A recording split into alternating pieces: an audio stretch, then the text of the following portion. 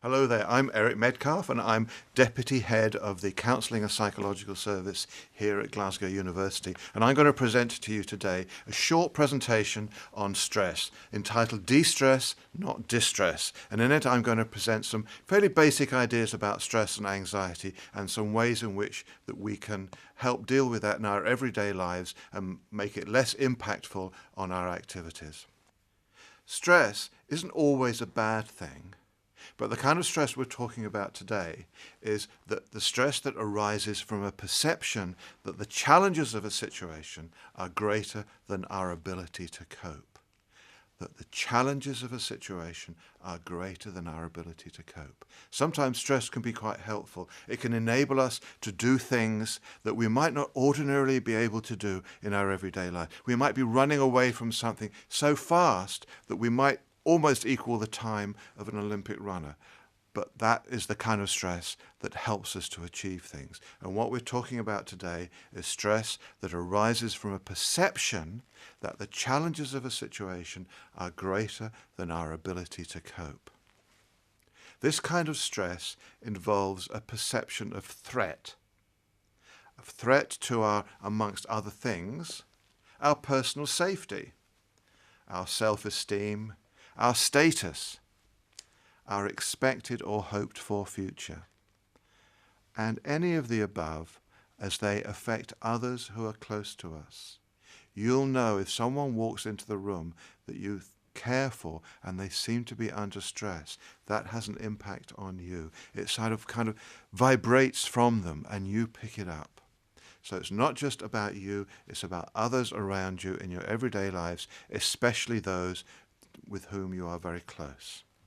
Threat involves a perceived loss of control. Now, this is very important. The more generally you feel you need to be in control, the more it is likely that you will perceive something as a threat. So this is an important time for you to reflect on what kind of person you are. Are you the kind of person who, if the bus is 30 seconds late, get uptight, agitated, fidgety, even annoyed? Are you the kind of person that if a book isn't on the place where you want it to be on your shelf, you get agitated, you feel anxious about it? Or are you one of those people that just sits back and, if the bus isn't here, I'll just hang around a bit, and if I know, that's an interesting book. That kind of, are you very laid back, or are you very much someone who likes to be in control? It's important that you're aware of that element of yourself, because if you're someone who likes to be in control a lot, it's more likely that you'll perceive something as a threat. And if you perceive something as a threat, it's going to result in a sense of loss of control, and you'll get anxious. And we get anxious in the face of something that threatens us. And anxiety, and this is another important thing, anxiety is a call to action. And if we don't act, if we experience all the things that go on inside of us, in our bodies and in our heads, and we experience that happening to us, and we don't do anything about it, we might then get anxious about being anxious, as if our anxiety also threatens our ability to be in control. And this then sets up a cyclic situation where a response that can be helpful becomes one that is unhelpful. Okay, so let's look at some more academic or technical definitions of anxiety. First, it's important to realize that it's a normal human emotion. In moderation, anxiety stimulates an anticipatory and adaptive response to challenging or stressful events. In excess, which is the kind of things we're talking about here, anxiety destabilizes the individual and a dysfunctional state results.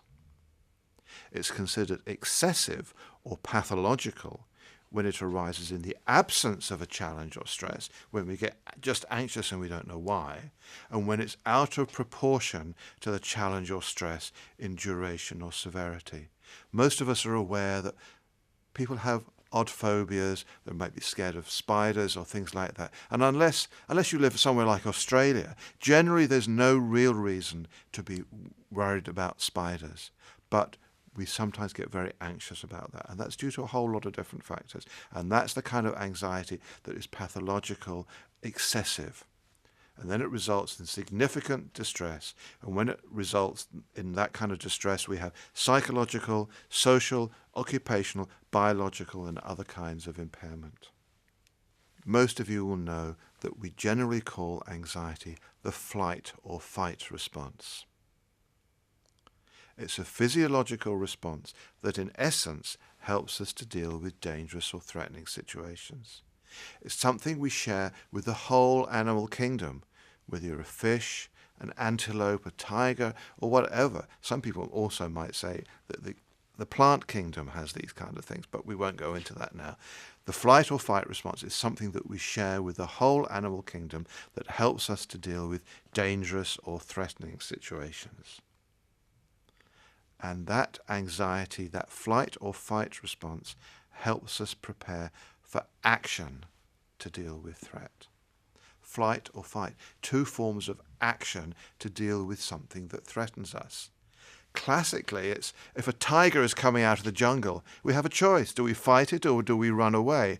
Most of us would probably try to run away. We certainly feel very, very anxious, very, very frightened. But the stimulus is for us to do something with that anxiety. And when we don't take action, when we don't put ourselves into action to deal with the threat, when we freeze, this physiological response can become one that becomes embedded and habitual. Our muscles get tense. If they're tense for too long, various things happen in our muscles that makes us more stiff, more prone to pain and tension. And it becomes habitual, because our bodies are very good at forming habits. Sometimes they might be habits that we're not aware of, like scratching our heads, touching our beard, all that kind of thing. But they are physiological habits that we develop very easily, most of which are completely benign. Some might be things that start to get in the way of our everyday lives. And the habit of anxiety can be one of those things as well. So let's look at how we intervene in this process. If we're going to intervene in this cycle of stress, we have to examine our perception of the threat and deal with our physiological response. We have to look at what goes on in our heads in relation to the way we think about things and how we see things, and also what's going on in our body when all this is going on. So I've come up with 6 R's. I used just to have 5, but I invented another one. And these R's are recognition, reflection, rethinking, rehearsing, relaxation, and recreation. 6 ways of thinking about stress and doing something about it. So let's look first at recognizing. How do you know that you're under stress? Just spend a couple of moments now thinking about this. What's going on for you that makes you know that you're stressed? It could be a physical thing, it could be a social thing, it could be something that's going on in your head, psychological side. So just think about what's going on for you when you get stressed.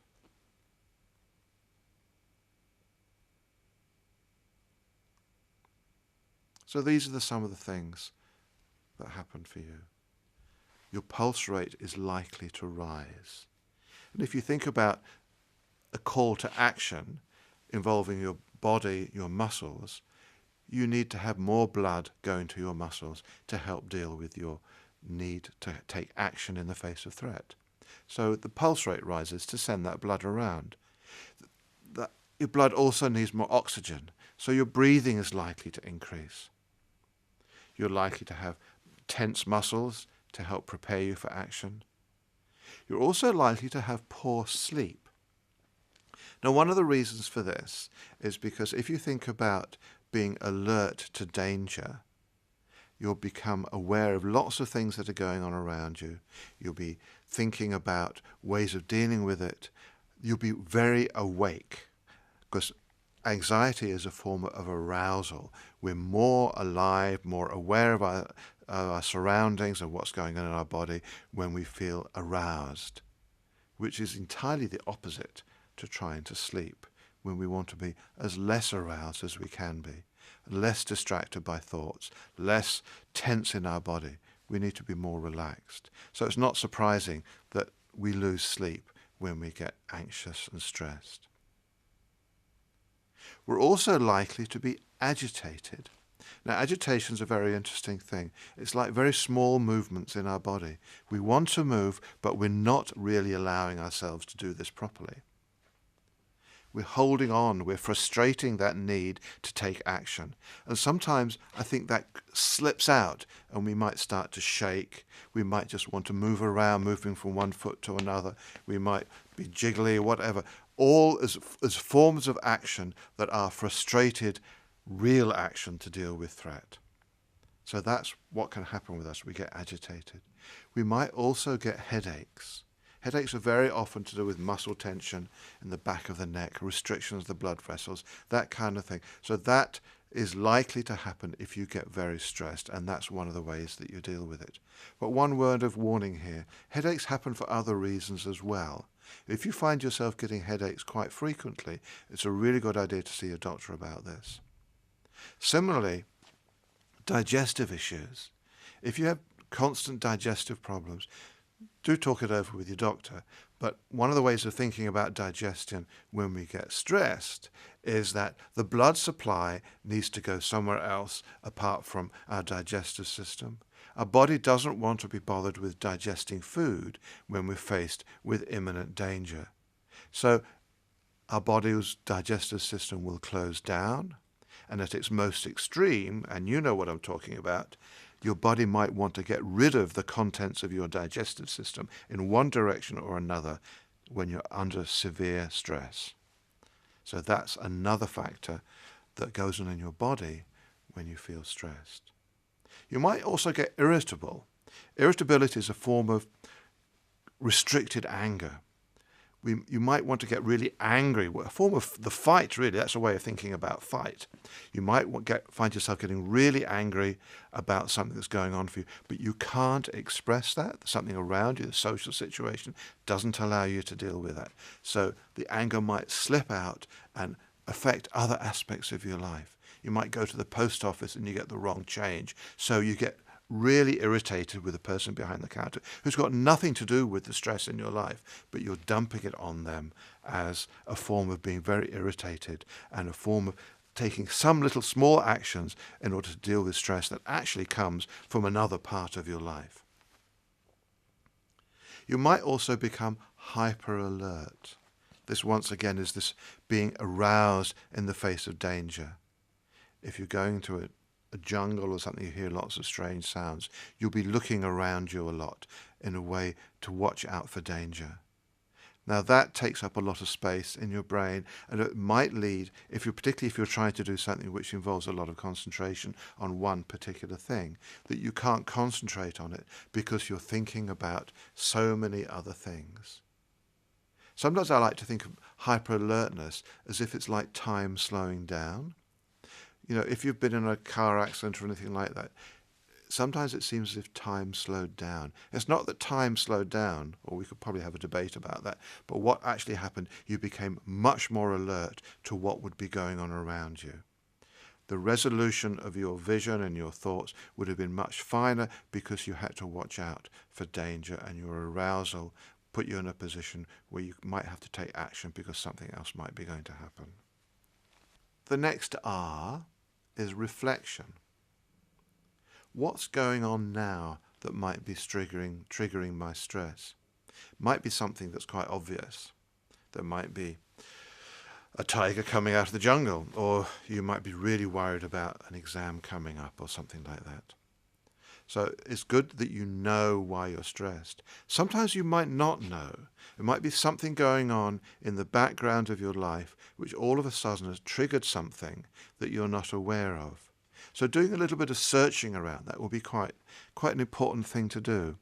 I'm often reminded of situational things that can repeat without the original cause of the stress. For instance, if I was walking down the street one day and there was a really bad car accident in front of me, I would associate that part of the street with the feelings that were aroused in me when I saw that accident.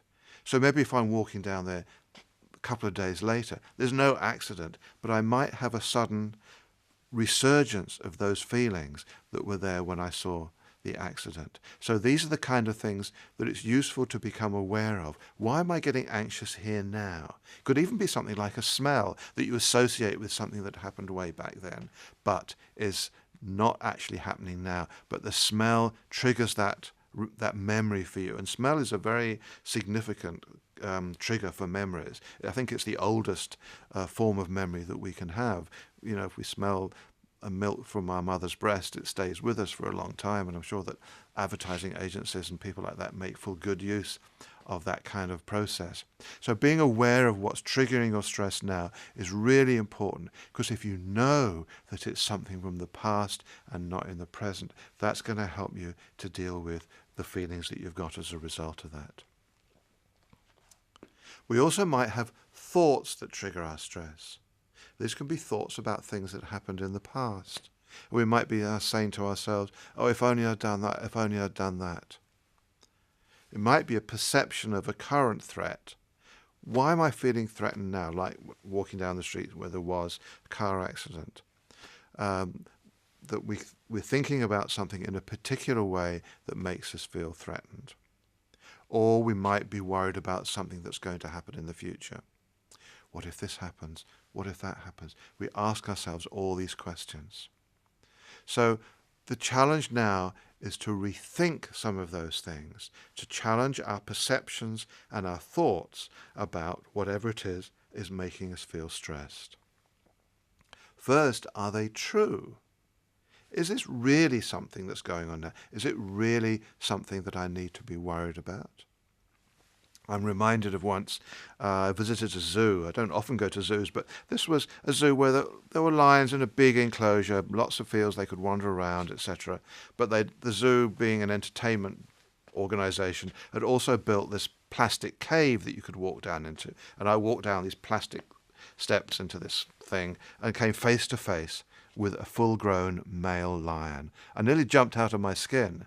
And then I realized that I had no reason to be afraid in this situation, because there was a piece of plate glass about that thick between me and the lion. So I had no real reason to be worried there. So I kind of rethought what I was seeing. My perceptions, my first impulse, and this is something that goes outside of the thinking process, was to be very frightened because I was faced with this great thing. But my thinking overcame that, and I thought it out, and I was less anxious because of this. Also, some of our thoughts might be helpful and some of our thoughts might not be helpful. Sometimes our thoughts can be what I would call wolves in sheep's clothing. They're things that disguise themselves as trying to be helpful, but in the end actually make you more anxious and you don't feel helped. For instance, if you are say you only get 90% in an exam, and you say to yourself, that wasn't good enough, you've got to get 100%, as if that's some kind of encouragement. But if you're saying that to yourself, do you actually feel encouraged and stimulated? You might feel that your 90% wasn't really good enough, and you might feel down because of that, and get really anxious about the next exam because you feel like you've got to do better and better. And that kind of seemingly encouraging message may not actually encourage you. It actually discourages you and makes you feel more stressed. So it's a wolf in sheep's clothing. Also, we've got old, redundant ways of thinking about things. We might have patterns of thinking about things that make us say, for instance, I always get anxious in exams, or particularly things about self-esteem. I'm no good at this, that kind of thing. This is old habits of thinking that we can actually challenge. We can put those thoughts in the witness box in the court of our brain and say, is this really true? What evidence have you got for this that makes you believe this? What evidence have you got that you don't do well in exams? And you look back over all the years you've been doing the exams and you realise that generally you've got A's and B's. You've done pretty well in those exams. So there may be no evidence for that, but it might be an old way of thinking that you need to put in the witness box in your brain and say, this is not true. I challenge those thoughts. So let's think about the kind of thoughts about the past, if only thoughts.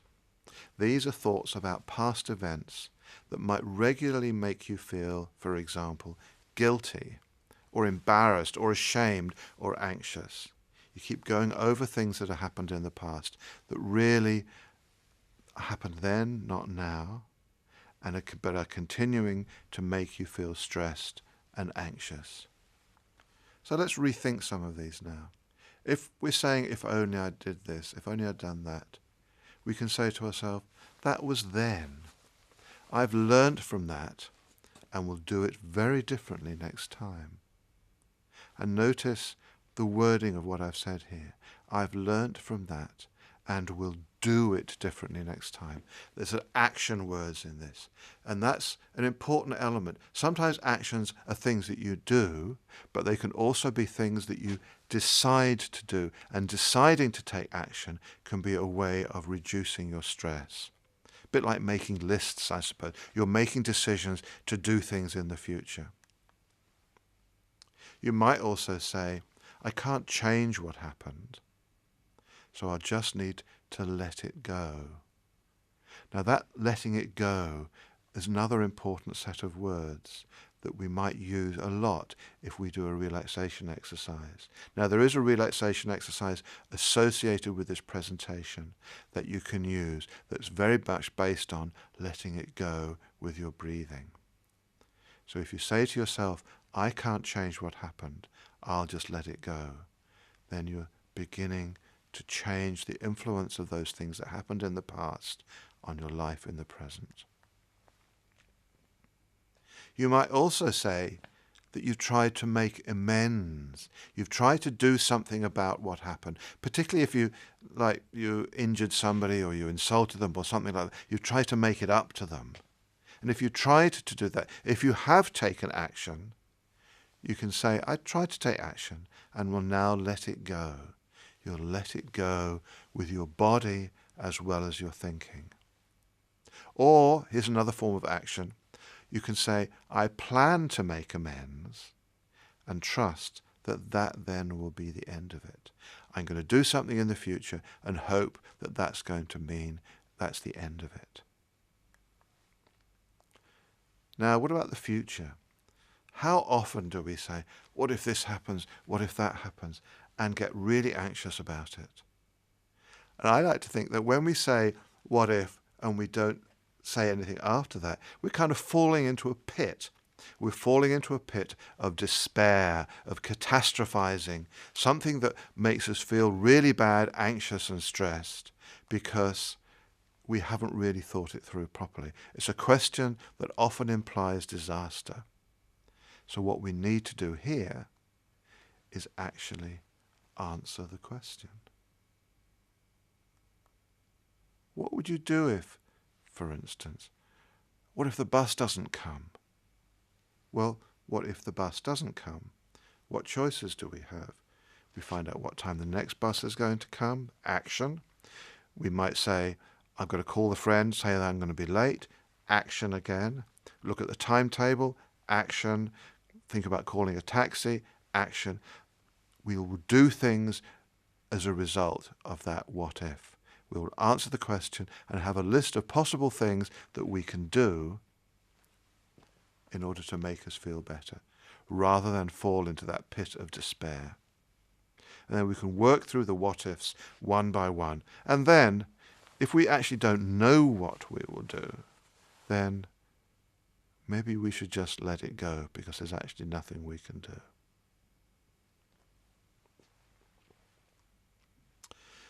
As we sometimes do things that are called self-fulfilling prophecies. We might be saying, I always do this. I know that'll happen. Particularly about exams and that sort of thing.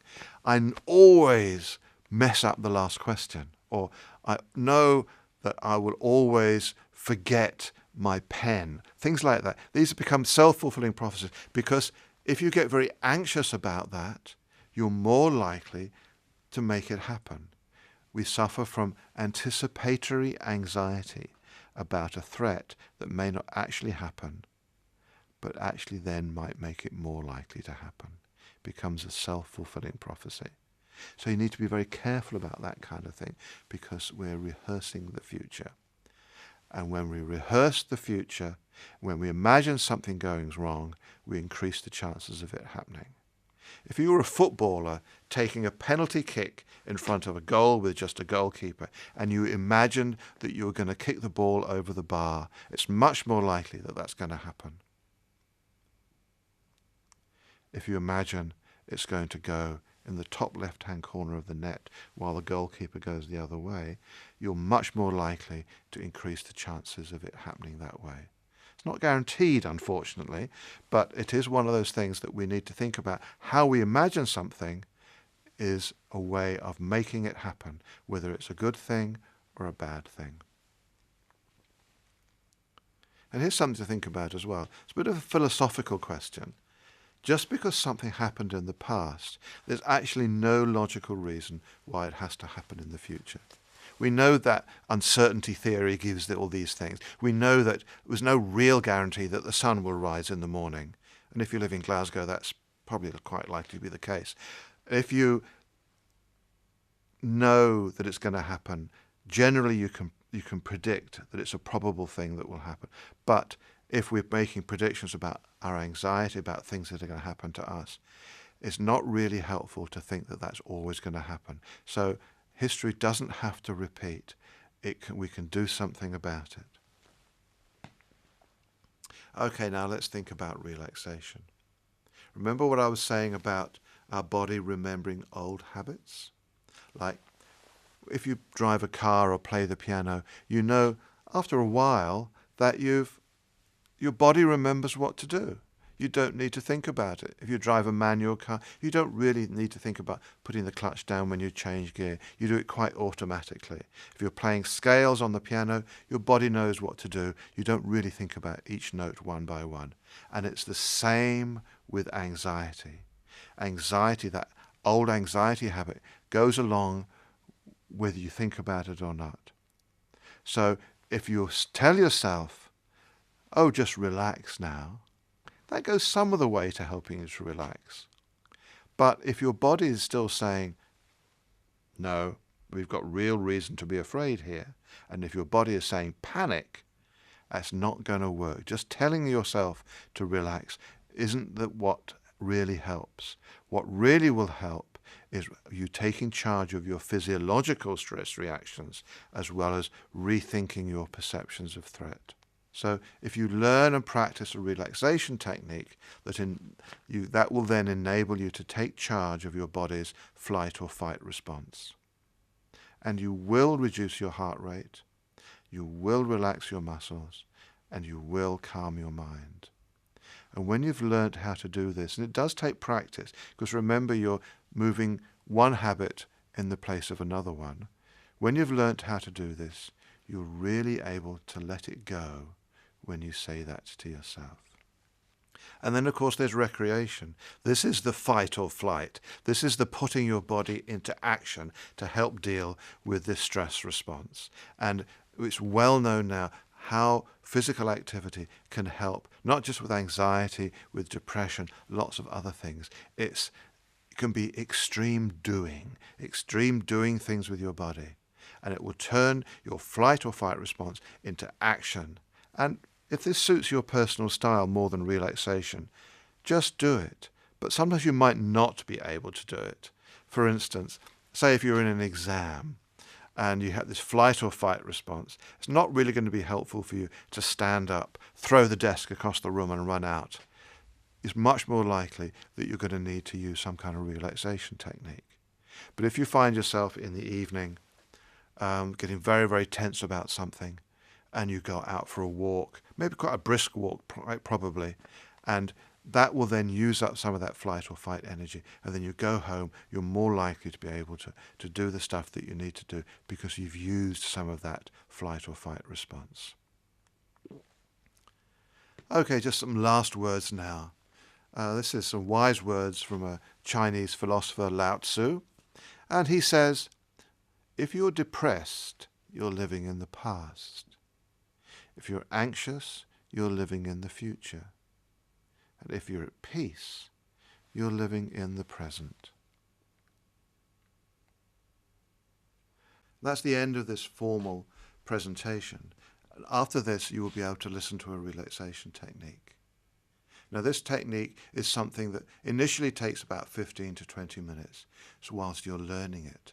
But there are elements of it that you'll be able to use in your everyday life as soon as you recognize that you might be becoming anxious. You'll notice things going on in your body or in your brain that are the pointers that you're starting to get stressed. And if you feel that and you've learnt this relaxation technique, particularly the breathing element of it, you'll be able to take action with your breathing then in order to reduce what's going on in your brain and your body. And actually knowing that you can do that will also give you a sense of being more in control. So take some time to listen to the relaxation technique, to practice it, to find a quiet space somewhere where you can just do it. Practice it best every day, morning and evening if you can do it. It can be quite useful for getting off to sleep. And then after a while, you'll just know what to do. You'll have created a habit of relaxation to replace a habit of being anxious. So take some time now just to spend relaxing, listening to what the recording says, and then use it as often as you like in order to help yourself develop that habit of relaxation. Thank you very much.